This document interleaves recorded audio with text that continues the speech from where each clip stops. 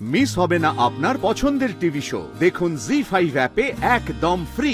এই যত নষ্টের গোড়া ঠিক সময় এসে গেছে। এই চক্রান্তের পেছনে আপনারই তো হাত আছে, তাই না? ষড়যন্ত্র? ষড়যন্ত্র কি বলছে?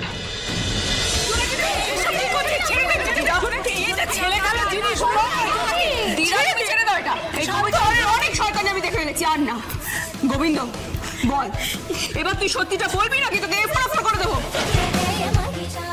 অনেক সহ্য করে ফেলেছি। আর না ওই নেতার সাথে হাত মিলিয়ে এই বাড়িটাকে কবজা করতে এসেছিস না? হবে না সেটা। বল সত্যিটা, বল বল সত্যিটা। জোনাকি আমার কথা শোনো, শান্ত হও। জোনাকি শান্ত হও, এরকম করো না, আমার কথা শোনো। না মা, অনেক সহ্য করেছি, এবার একটা এসপার ওসপার হবেই। জোনাকি গুলি টুলি চলে গেলে বিপদ হয়ে যাবে। এবার থাম জোনাকি, থাম থাম জোনাকি থাম। চুপ করে থেকে কিন্তু পার পাবি না গোবিন্দ রানী। আমার কাছে কিন্তু খবর আছে তোকে কেউ না কেউ পাঠিয়েছে এই মিত্তির বাড়ির ক্ষতি করার জন্য। বল সে কে?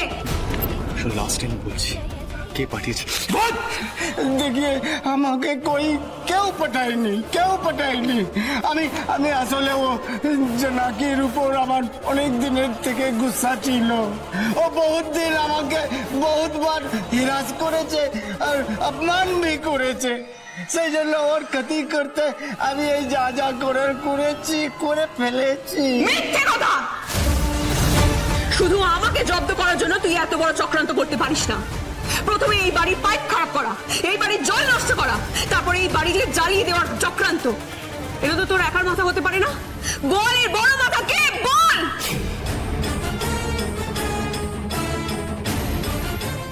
রঘু সিরের নাম বললেও মরতে হবে, না বললেও জোনাকি মারে দেবে।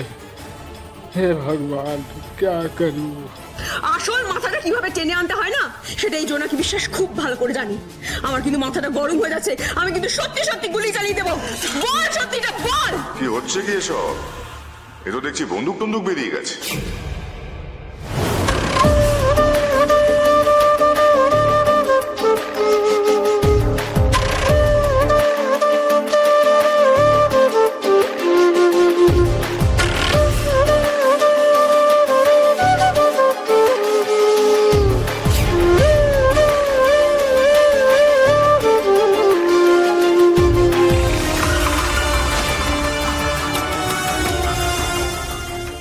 মিত্তির বাড়িতে দেখছি ড্রামার শেষ নেই।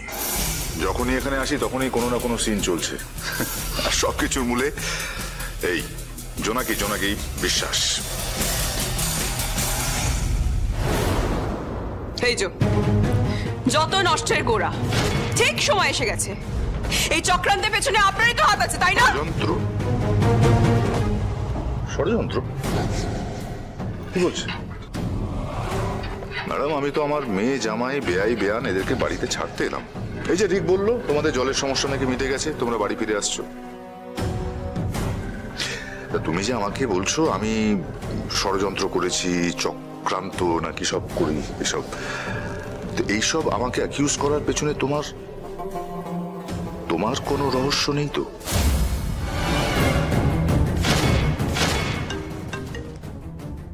বলো। স্যার বলবো না স্যার, দেখাবো। এই দেখুন স্যার, দেখছেন স্যার, জোনাকি সংশোধনাগারে যার সাথে দেখা করতে গিয়েছিল তার নাম প্রতিমা বিশ্বাস।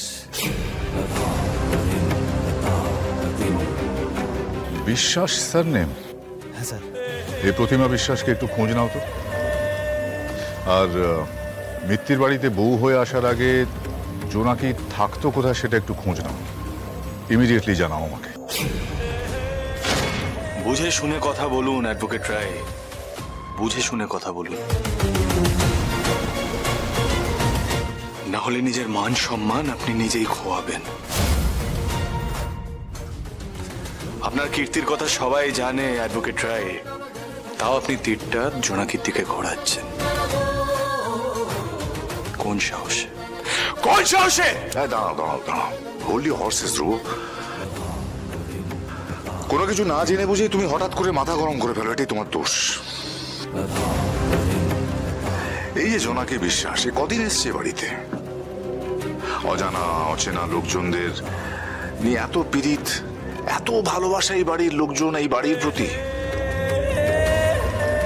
আচ্ছা ধ্রুব, সবটাই কি ভালোবাসা, আবেগ, নাকি অন্য কোনো রহস্য আছে? মানে জোনাকি বিশ্বাসের এই ভালো মানুষের চেহারার পেছনে লুকিয়ে কোনো ষড়যন্ত্র আছে?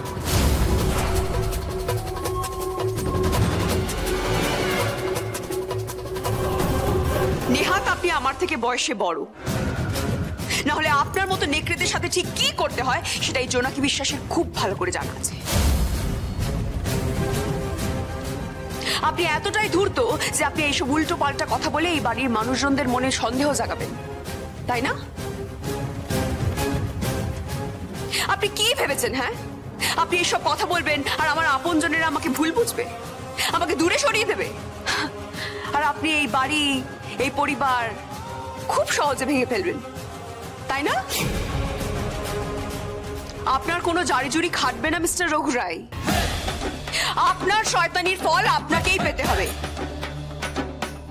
আর আপনি যতই চেষ্টা করুন না কেন এই বাড়ির একটা ইট আপনি ভাঙতে পারবেন না। দাঁড়াও, অসভ্য মেয়ে একটা।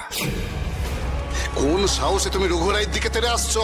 নির্লজ্জ বেহায়া মেয়ে, কার সঙ্গে কেমন ব্যবহার করতে এইটুকু জানো না তুমি? আমাদের তো খুব জ্ঞান দাও, গুরুজনদের রেসপেক্ট দেওয়ার কথা বল। তা তোমার বুঝি এই রেসপেক্ট দেওয়ার নমুনা? সম্মানটা বাজারে কিনতে পাওয়া যায় না মেজো কাকা, যে কিনে এনে দিয়ে দিলাম।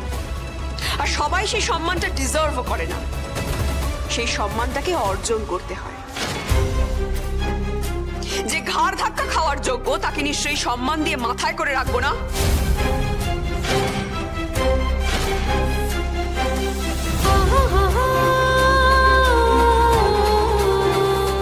ধ্রুব, তোর বউকে এখনো সামলা, মুখ বন্ধ করতে বল।